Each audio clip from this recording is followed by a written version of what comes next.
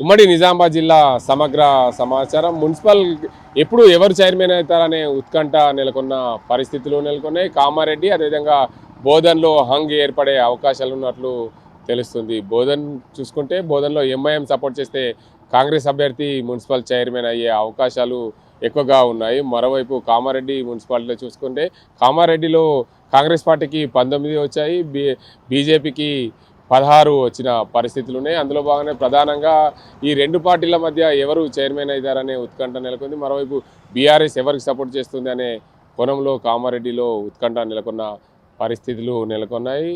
మహారాష్ట్ర శివరాత్రి పర్వదినాన్ని పురస్కరించుకొని ఉమ్మడి నిజామాబాద్ జిల్లాలో శివాలయాలని కిటకిలాడుతున్నాయి. నిజామాబాద్ జిల్లా కేంద్రంలోని నీలకంఠేశ్వర ఆలయం, బోధన్లోని ఏకచక్రేశ్వరాలయం, అదేవిధంగా కామారెడ్డిలోని సిద్ధి రామేశ్వరాలయం, ఆర్మూర్లోని నవనాథ సిద్ధులగుట్ట ఆలయాల్లో భక్తుల కిటకిలాడింది. శివరాత్రి పర్వదినం సందర్భంగా ఉపవాసాలు ఉంటే భక్తుల కోరిన కోరికలు నెరవేరుస్తాయని భక్తుల నమ్మకంగా ఉన్న పరిస్థితి.